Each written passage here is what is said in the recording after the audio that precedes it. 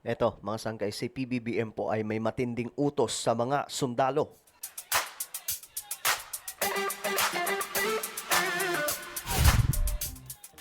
Hello guys, what's up? This is me. We are back dito sa ating YouTube channel at ayun nga po pag-usapan po natin ngayon mga sangkay itong matinding utos ng ating presidente sa mga sundalo. Kung ano yan, pag-uusapan po natin ngayon. Anyway, bago tayo magpatuloy sa mga hindi pa po dyan, nakakapag-subscribe sa ating YouTube channel, makikita nyo po yung subscribe button sa baba ng video na to. I-click nyo lamang po yung subscribe, i-click ang bell, at i-click nyo po yung all. Sa mga nanonood po sa Facebook, i-follow nyo po yung ating Facebook page. Okay. So, eto nga po mga sangkay, ang ating presidente ay may malaking utos, no? Sa mga sundalo. Ito pag-usapan po natin mga sangkay. Katapatan sa saligang batas ang marching order ni Pangulong Bongbong Marcos sa mga bagong graduate ng Philippine Military Academy. Sa gitna po ito ng panawagan ng suporta ng alumni ng PMA nang mista nilang si Senator Ronald Bato de la Rosa. Nakatutok si Jonathan Anda. So dito, mga sangkay, kinonekta ng media itong utos daw ni PBBM sa PMA kasi nga po, kung maaalala nyo, itong si Senator Bato, syempre galing din po dyan eh. 'Di ba? At nagbigay po siya ng matindi ring mensahe, mga sangkay, nung nasa Senado po siya, nung time na mayroon pong nagbabadyang pag-aresto po sa kanya. Ngayon, mga sangkay, kumanta pa nga po siya nun, di ba? Isa sa mga awitin na tumatak sa puso ng mga graduates sa PMA. Ngayon, mga sangkay, kapag kinanta daw po yun, sabi nga po ng mga naririnig ko, kapag kinakanta daw po yun, talagang tagus damdamin daw po talaga yan, mga sangkay, sa lahat ng mga sundalo na dumaan po dito sa PMA. No? Kaya malaking bagay daw po ito, mga sangkay, ayon nga po sa mga kilalang mga tao na pinarinig daw po ni Senator De La Rosa ang awitin na yon. Marahil sa atin mga sangkay, ginagawa po nating joke. Pero pagdating po sa PMA, hindi po yun biro. Talagang yan po ay isinasa puso nila. Sila ang mga bagong opisyal ng militar. May ranggo ng second lieutenant ang mahigit 200 kadete ng Philippine Military Academy, Talang Dangal Class of 2026. Ayan, mga sangkay, talang dangal. Nagtapos ngayong araw sa Baguio City. Ang unang tagubilin sa kanila ng Commander-in-Chief na si Pangulong Bongbong Marcos. Remember that your loyalty is not to any political interest, not to any individual. Grabe. Pinaalalahanan ni PBBM o inutusan lahat, no? Na ang inyong katapatan ay hindi para sa kahit na sinong tao o kahit na sinong Your politiko. loyalty is not to any political interest, not to any individual, Not to any individual. nor any passing ideology. Your loyalty must always remain with the Constitution of the Republic of the Philippines. Matindi yun, mga sangkay. Kumbaga, dapat kayo, hindi kayo mahahaluan ng politika. Itong gulo ng politika. Pero alam nyo, mga sangkay, totoo din naman po yun.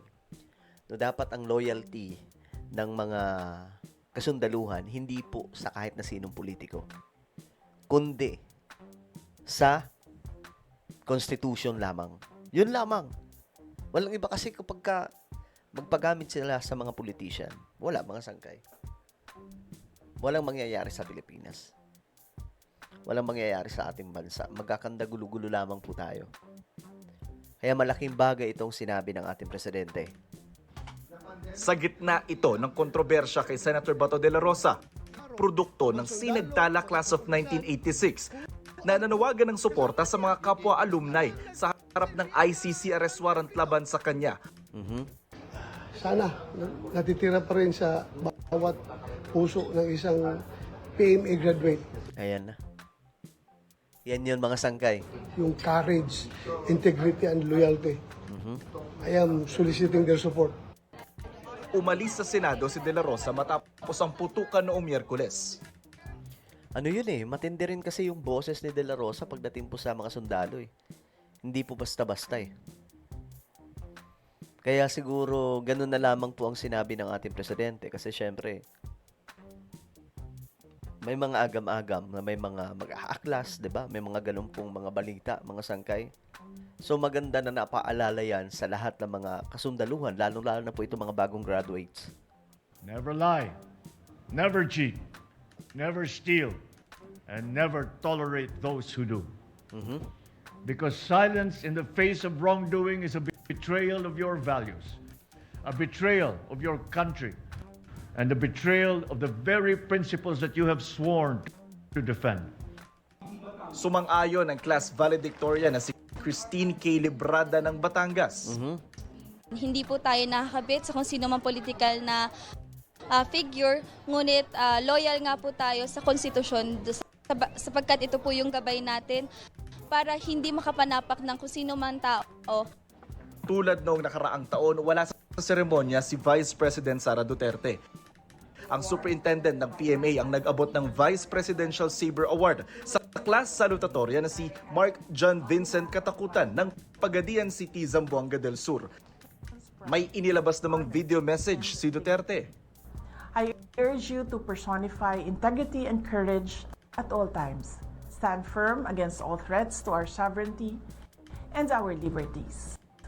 Do not waver, even in the face of the most difficult challenges.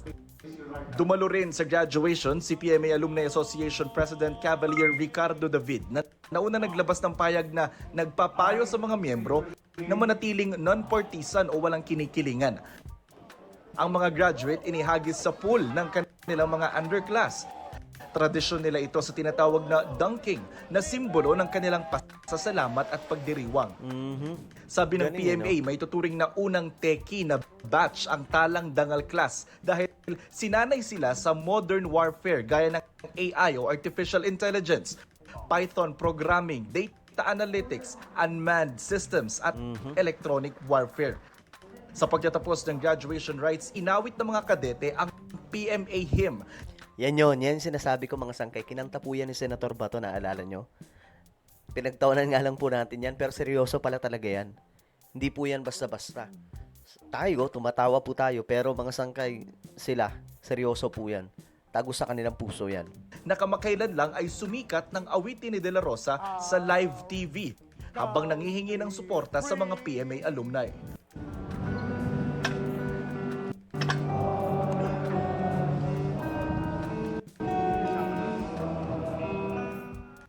Mula Baguio City, John Alright, so ayan mga sangkay, ito ang matinding utos ng ating presidente. Katapatan sa saligang batas.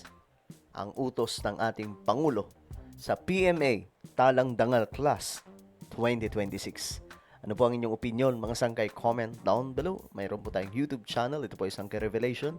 Hanapin nyo po ito sa YouTube. Kapag nakita nyo na, i-click nyo po yung subscribe, i-click ang bell, at i-click nyo po yung all. Ako na po ay magpapaalam. Mag-iingat pong lahat.